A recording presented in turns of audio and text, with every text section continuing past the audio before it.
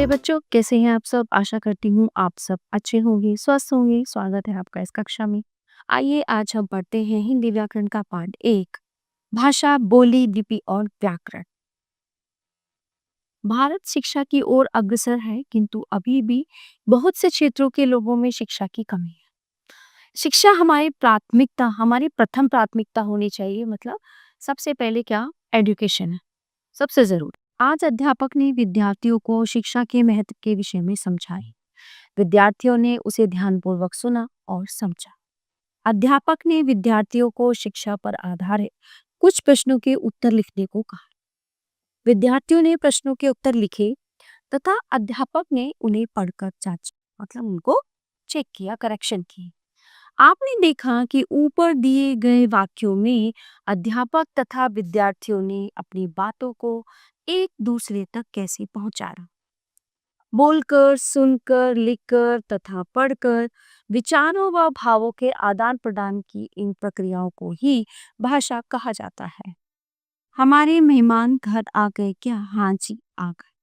तो उपयुक्त चित्रों में अलग अलग ढंग से अपनी बातें कही व समझाई गई है।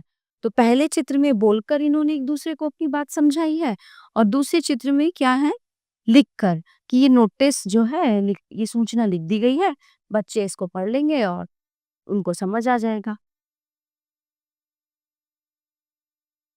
भाषा के रूप, बात को कहने या समझने के ढंग के आधार पर भाषा के दो रूप माने जाते हैं। सबसे पहले मौखिक भाषा। भाषा के जिस रूप द्वारा मनुष्य अपनी बात बोलकर दूसरों तक पहुंचाता है, उसे मौखिक भाषा कहते हैं। इसमें दूसरा व्यक्ति सुनकर बात समझता है। ठीक है। भाषा का ये रूप प्राचीनतम है। प्राचीनतम मतलब बहुत पुराना है, अति प्राचीन है, तथा इसका प्रयोग व्यापक रूप में किया जाता है। लिखित भाषा। भाषा के जिस रूप के द्वारा मनुष्य अपनी बात लिखकर दूसरों तक पहुंचाता है, उसे लिखित भाषा कहते हैं। इसमें दूसरा व्यक्ति पढ़कर बात समझता है। भाषा का ये रूप मौखिक रूप की अपेक्षा सीमित है। ठीक है। कई बार संकेतों द्वारा हम अपनी बात, भाव या विचार दूसरों तक पहुंचाते हैं, परंतु सदैव संकेतों के माध्यम से अपनी बात कही व समझाई नहीं जा सकती। ठीक है। इसके लिए हमें भाषा के मौखिक व लिखित रूप का सहयोग लेना पड़ता है। इसलिए भाषा के इस रूप की गणना व्याकरण में नहीं की जाती। मातृभाषा। मातृभाषा वह भाषा है जो बालक सबसे पहले अपनी माँ व परिवार से सीखता है। जिसे हिंदी भाषी परिवार में जन्मे बालक की मातृभाषा जैसे हिंदी भाषी परिवार में जन्मे बालक की मातृभाषा हिंदी होती है। ठीक है। फिर आता है बोली। सीमित क्षेत्र में प्रयोग में लाया जाने वाला भाषा का अल्प विकसित रूप बोली कहलाता है। एक राज्य में अनेक बोलियां प्रचलित हो सकती हैं। ठीक है। बोली में साहित्य की रचना प्राय नहीं होती। अवधी, ब्रज, खड़ी बोली आदि बोलियों में साहित्य की रचना हुई थी, परंतु आगे चलकर केवल खड़ी बोली भाषा का रूप ले पाई, जो वर्तमान समय में हिंदी के नाम से जानी जाती है। राष्ट्रभाषा। राष्ट्रभाषा वह भाषा है जिसका प्रयोग संपूर्ण राष्ट्र करता है। भारत की राजभाषा हिंदी है। इसका प्रयोग देश के कार्यालयों में कामकाज के लिए किया जाता है। फिर आता है हमारा लिपि। भाषा के लिखने का ढंग लिपि कहलाता है, अर्थात मौखिक ध्वनियों को लिखित रूप में व्यक्त करने के लिए कुछ विशेष चिन्हों का प्रयोग किया जाता है, जिन्हें लिपि कहा जाता है। कुछ प्रमुख भाषाएं तथा उनकी लिपियां निम्नलिखित हैं। देखिए यहाँ पे कुछ भाषाएं उनकी लिपियां दी गई हैं, तो चलिए देखते हैं क्या कौन कौन सी हैं। हिंदी की है देवनागरी, उर्दू, फारसी, बांग्ला, बंगाली, संस्कृत, देवता। चीनी, चीनी मानचित्र, अंग्रेजी रोमन, पंजाबी गुरमुखी, फ्रांसीसी रोमो। ठीक है। तो ये हमारा पार्ट जो है लिपि यहाँ पे एंड होता है। अब शुरू होता है व्याकरण। भाषा और व्याकरण का गहरा संबंध होता है। भाषा के शुद्ध रूप का ज्ञान व्याकरण के अध्ययन से की सीमित ही भाषा के शुद्ध रूप का ज्ञान व्याकरण के अध्ययन से ही होता है।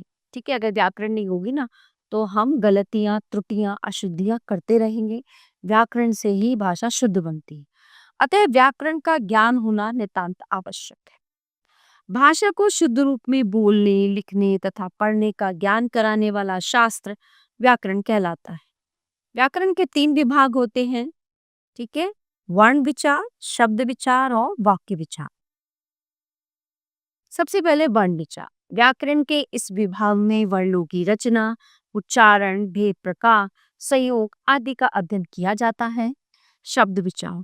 व्याकरण के इस विभाग में शब्दों की उत्पत्ति, रचना, उच्चारण, रूपांतरण, भेद आदि का अध्ययन किया जाता है। वाक्य विचार। व्याकरण के इस विभाग में वाक्यों की रचना, भेद, उच्चारण, रूपांतरण आदि का अध्ययन किया जाता है। पढ़ते हैं कुछ महत्वपूर्ण तथ्य। भाषा वह साधन है जिसके द्वारा मनुष्य अपने भावों व विचारों का आदान प्रदान करता है।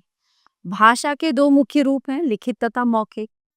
अपने भावों या विचारों को बोलकर प्रकट करना तथा दूसरों के भावों या विचारों को सुनकर समझना भाषा का मौखिक रूप है।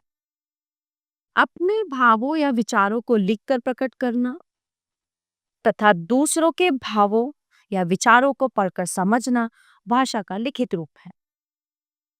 हिंदी भारत की राजभाषा है। भाषा के लिखने का ढंग लिपि कहलाता है। भाषा के क्षेत्रीय रूप को बोली कहते हैं। भाषा को शुद्ध रूप में बोलने, लिखने तथा पढ़ने का ज्ञान कराने वाला शास्त्र व्याकरण कहलाता है। व्याकरण के 3 विभाग होते हैं, वर्ण विचार, शब्द विचार तथा वाक्य विचार। तो प्यारे बच्चों, ये था हमारा पाठ भाषा, बोली, लिपि और व्याकरण, जो हमने अभी पढ़ा और बहुत अच्छे से समझा। ये पाठ यहीं पे समाप्त होता है। आशा करती हूँ आपको अच्छे से समझ आया होगा।